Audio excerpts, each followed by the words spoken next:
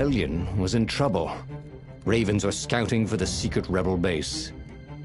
They needed a game changer. Pieces of the Sky Ripper had surfaced. Renato knew that using it could go catastrophically wrong, but he was sure he could figure out how to use it safely. Also, a temple had risen out of empty desert. The Iblis stone was hidden there. It was a dangerous artifact. It could corrupt its user into a bloodthirsty monster. Maybe he could find a way to use it, to take its power without surrendering to its wickedness. And also, his old friend Lapino needed rescuing. Of course, Renato had a pretty strong suspicion that Lapino had betrayed the rebellion, and he had a gut feeling that he needed to use that to his advantage. The island was windswept desert. No one went.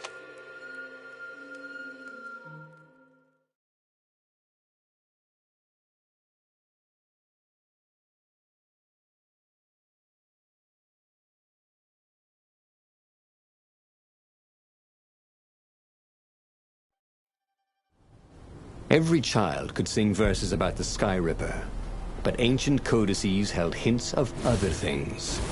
A stone that ate souls, a ruby that drank blood, a jewel only a righteous man could give away.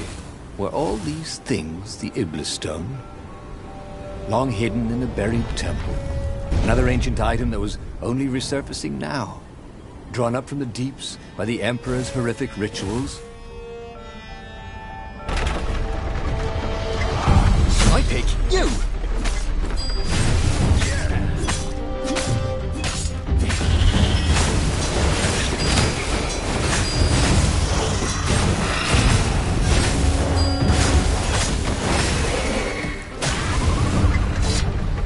The ravens were already here, cawing in frustration.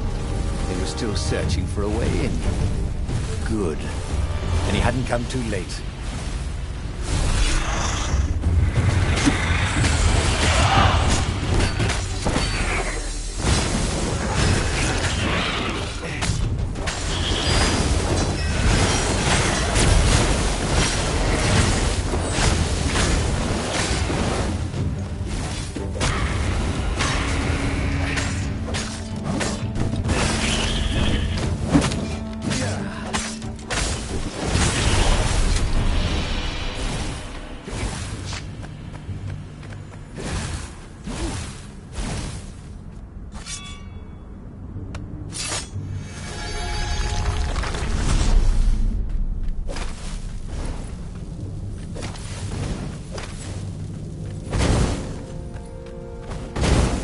These were no ordinary cannonballs.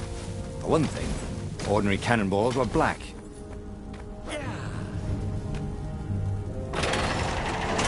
There had to be some way to use the Iblis stone. It was old, wasn't it? People were so much cleverer now. And Renato was pretty sure he was cleverer than most people.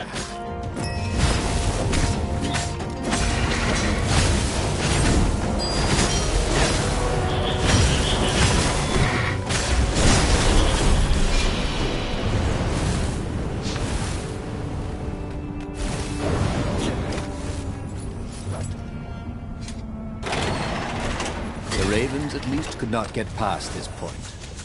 Obviously, the temple builders knew how to deal with tomb raiders.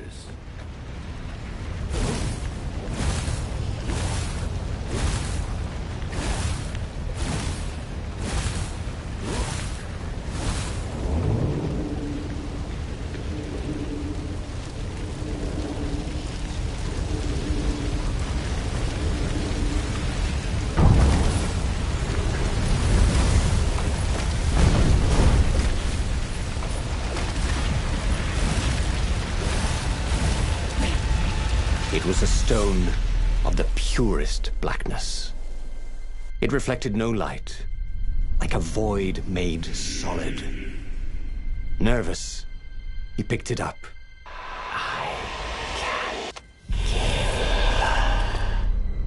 It was the stone, eager, thirsty.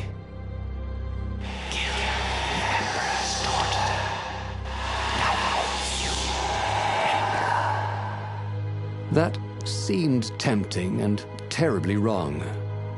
Zenobia was the Emperor's greatest general and a potent witch. But they had been close once, and he had a sneaking suspicion the gem would try to control him. Why not capture the core of Sky Ripper instead? It was the eye of a lost god torn out by the Transcendent Emperor to power his greatest weapon. "It's the core," said the stone anxiously. "It will be dead. That gives you the power to do what you want." But even though Renato knew how evil the gem was, he had a clever plan for dealing with it. The stone bothered him. He hated being told what to do. Wasn't that why he joined the rebellion? Wasn't that why he'd refused to be a soldier? He'd agreed to come on board only if he could freelance. The stone felt a bit clingy, and he had a feeling it did not have his best interests at heart. The sage Calaveras had told him where to find the Sky Ripper, a weapon capable of challenging the gods. Even without its armature, the core would still possess great power. He would go there.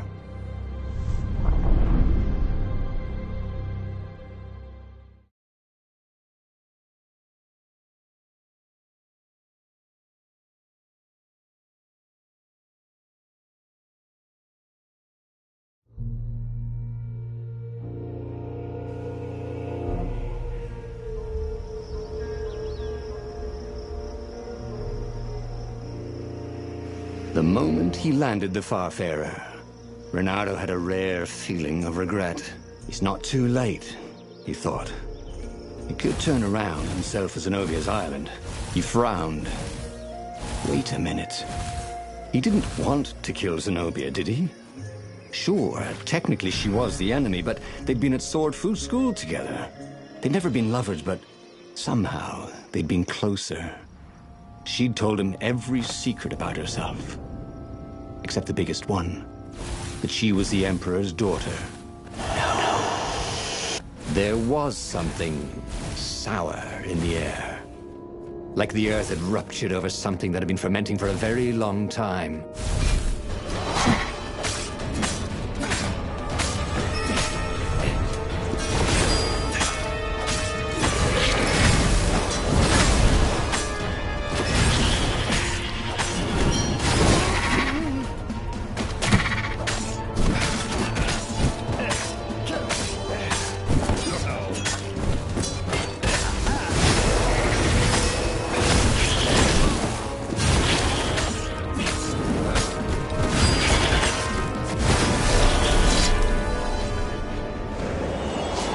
The stone hadn't lied about what it could do for him. With each raven he cut down, he felt a jolt of power flowing into his arm.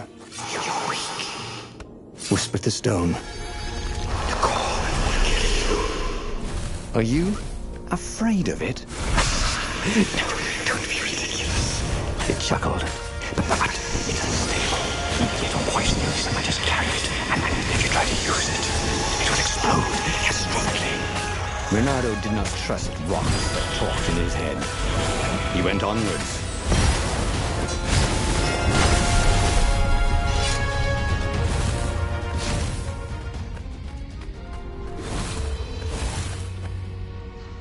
As he approached the core, the stone became hysterical. "No! It's too much power. We will rip a hole in space and time."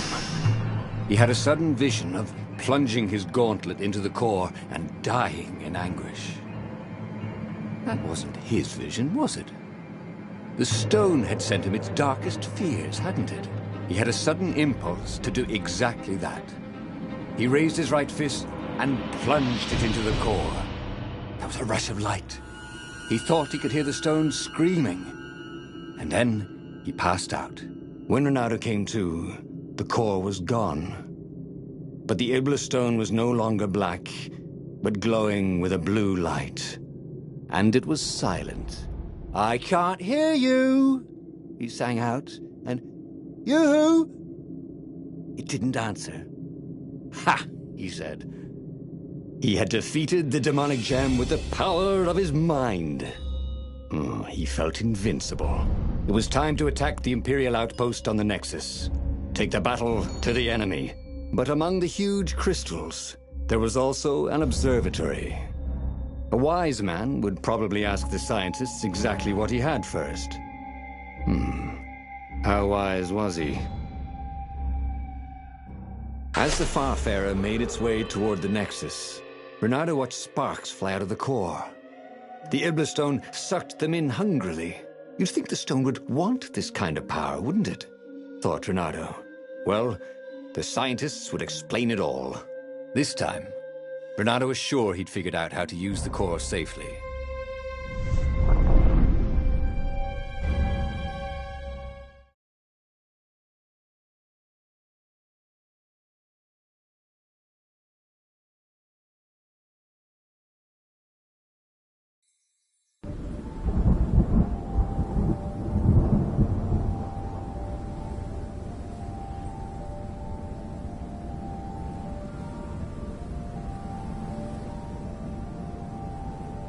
See? He'd trusted his gut, and it had worked out. That's what it meant to be a hero. To ignore the naysayers and the oddmakers, and do what you knew was right, and have it turn out to be the right thing. Well, he wasn't worried. Once he got to the observatory, the scientist toads could explain it. Then he could carry the war into the enemy's camp and destroy them all. Oh dear, he was getting a little bloodthirsty, wasn't he?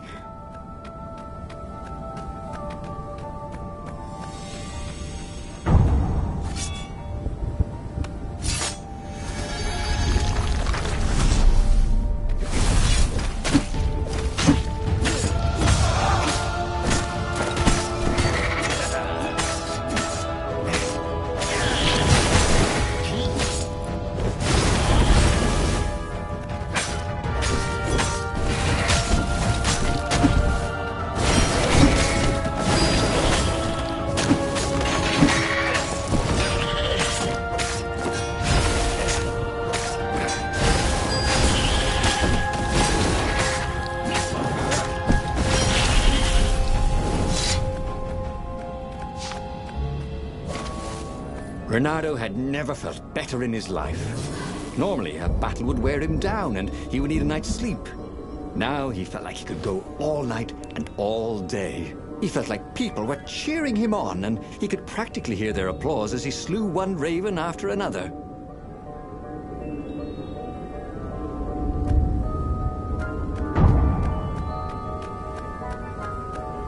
The Imperial fleet was closing in on the rebels, forcing them to come out and fight. Bernardo was itching to bring the fight to the enemy. He had to remind himself not to be too reckless.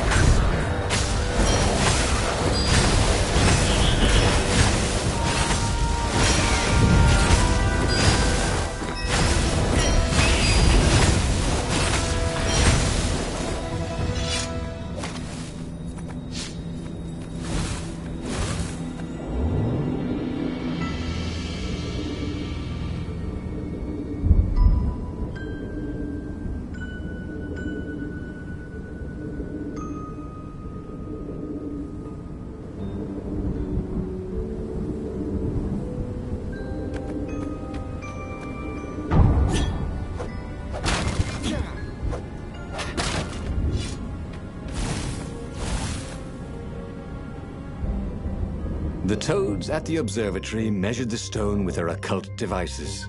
I fed it the core of Sky Ripper, explained Renato. No more thieving and souls. But the core is not an unlimited energy source, said one toad. Another said, There's a feedback loop, you see, which could overload the stone. The stone doesn't actually feed on souls.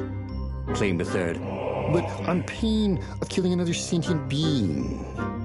If you can truly be at peace with yourself, it would not overload.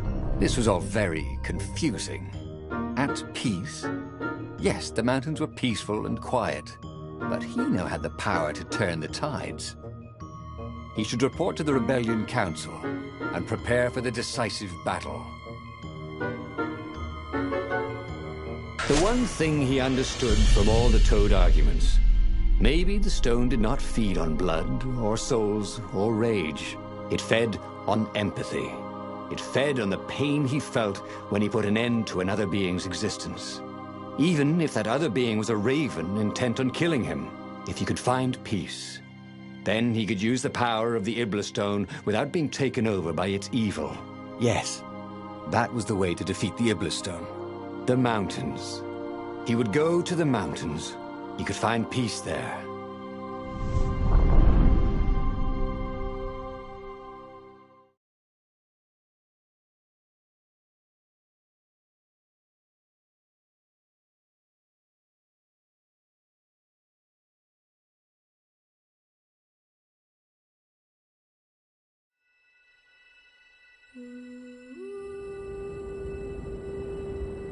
Unfortunately, the mountains were not empty. There were ravens everywhere. No matter. He had to fight, yes, but he didn't have to be angry. Parry, dodge, slash, and breathe. Yes, focus on the rhythm, the dance of it, not on the blood or the raven's core as they died. Ah, it was working. He wasn't feeling those dark jolts of eldritch energy. He wasn't feeding the Iblis Stone.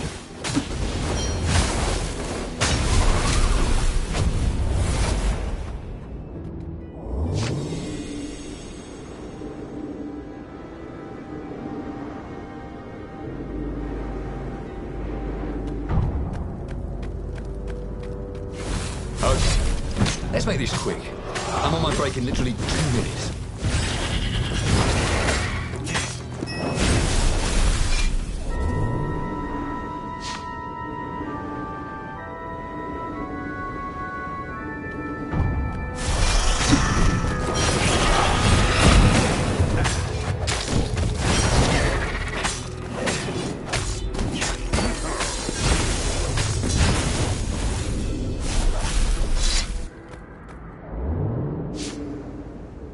The stone was still silent.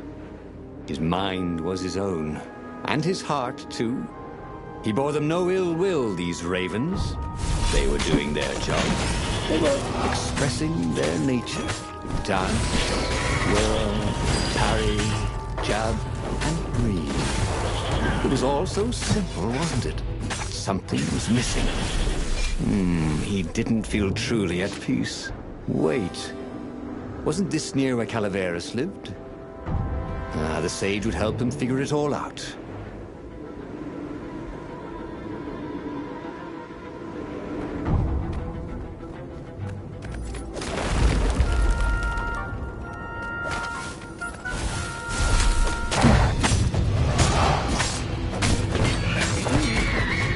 Whoa, personal space?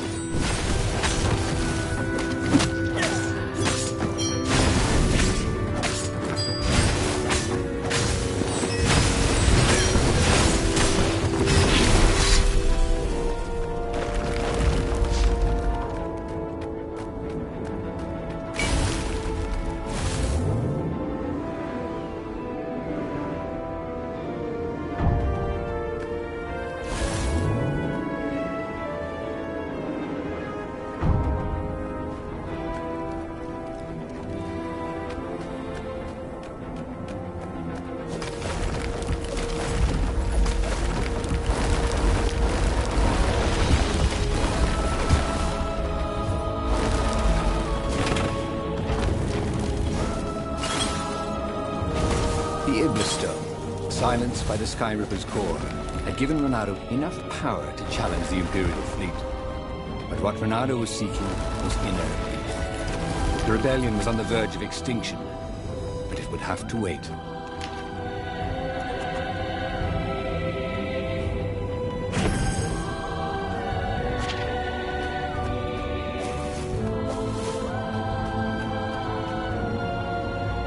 At the end of the mountain path, he found the wise Calaveras in his workshop. "Do you fix souls or only artifacts?" he asked the sage. Does your soul need fixing?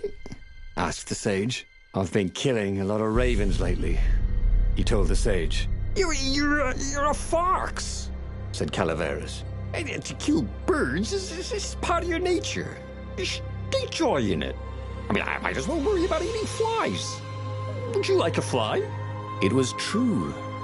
That's what he had forgotten. The joy. Now he was ready for the final battle. The Farfarer cut through the clouds. The air had never felt so sweet since he was a child. There it was. The dreaded Imperial fleet. He could smell wet hemp ropes ahead, wood and tar, and ravens. Even the fleet smelt good, somehow. He was ready. He was ready.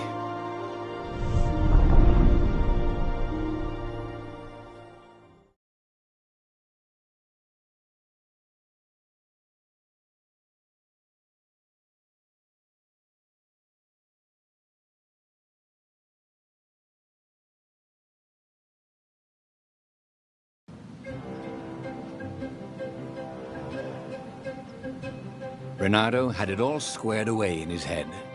He would kill the Emperor. Isengrim III had begun well, but he had gone mad. He was trying to invoke the lost gods by means of dark, blasphemous rituals. That was a secret.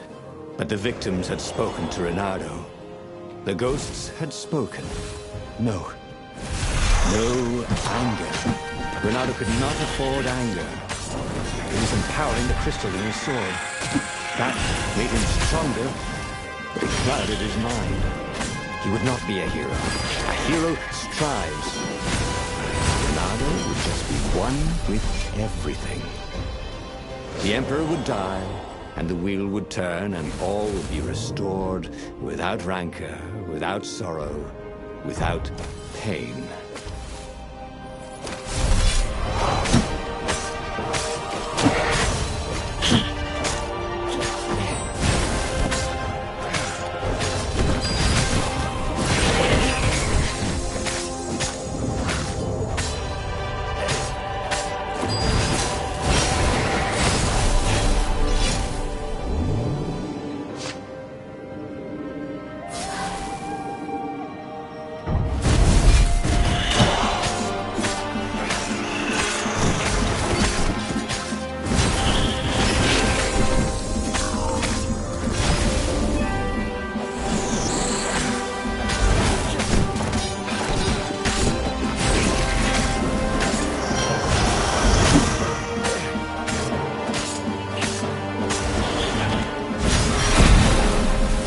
But the more he thought about it, and he had so much more time to think about it now that he was not worrying about the battle, killing the Emperor would not change anything. Another would take his place. Perhaps Zenobia. Perhaps the Speaker of the Rebel Council, and power would corrupt them too, and death would make grief, and grief would lead to hatred. He must lead by example. Reject the violence. Reject the desire to create violence. But how?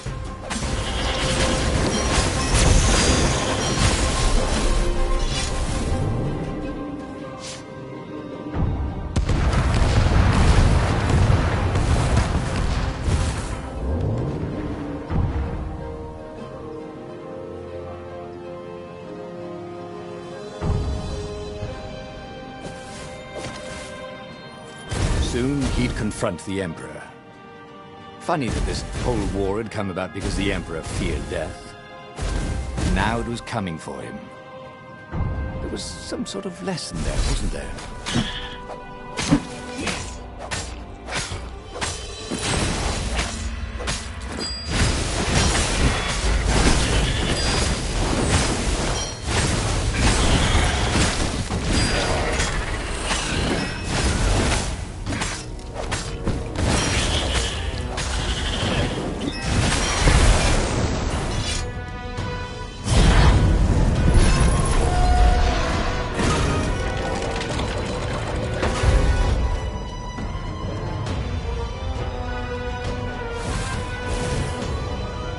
Finally, he came to the Emperor's ship. The path behind him was strewn with dead ravens. The path to enlightenment. His mistake, he realized, was trying to change the world. The world would spin and the wheel would revolve whether he strove against it or not. What he had to do was nothing. He had attained enlightenment. He sat down, adopted a full lotus position, and began to meditate. And all around him, the warriors stopped fighting too. They knew. They could feel his enlightenment. They gave up fighting, dropped their weapons, and became his disciples. No, just kidding. The nearest raven stabbed him with a sword and then chopped off his head. I might not have thought this through properly. Thought Renato's head as it rolled around the deck and died. Oh, again? But he already had all the secrets he needed. He was sure of that. He must have not used them the right way. What was the best, worst mistake he could make? Probably trusting that traitor Lapino. The book's pages fluttered to the beginning once again. Faster than before? And he fell. The clouds parted over the Isles of Boreas. It was time to choose. The rebellion was in trouble. Ravens were scouting for the secret rebel base. They needed a game changer. Pieces of the Sky Ripper had surfaced. Renato knew that using it could go catastrophically wrong. But he was sure he could figure out how to use it safely. Also, a temple had risen out of empty desert. The Iblis stone was hidden there. It was a dangerous artifact. It could corrupt its user into a bloodthirsty monster. Maybe he could find a way to use it. To take its power without surrendering to its wickedness. And also, his old friend Lapino needed rescuing. Of course, Renato had a pretty strong suspicion that Lapino had betrayed the rebellion. And he had a gut feeling that he needed to use that to his advantage.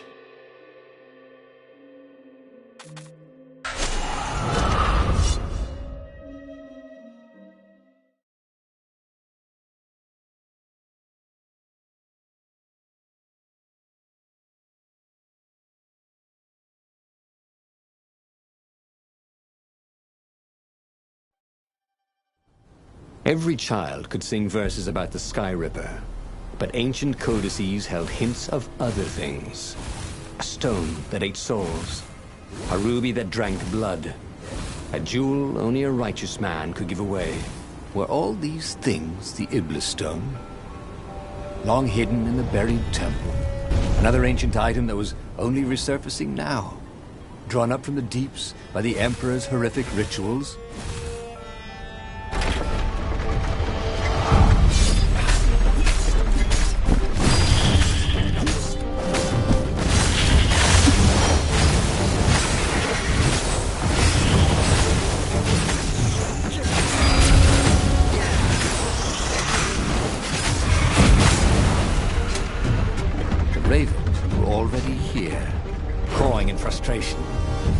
Searching for a way in.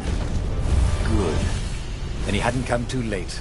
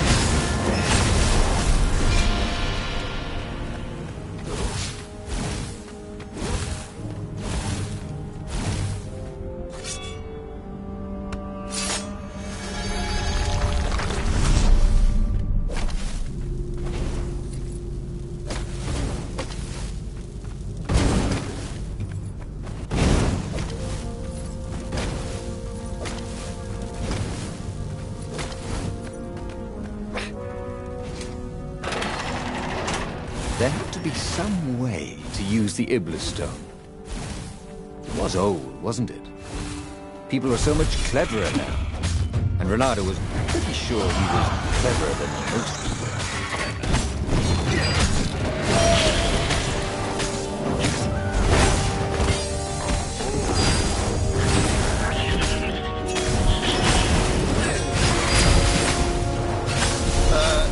Check, please.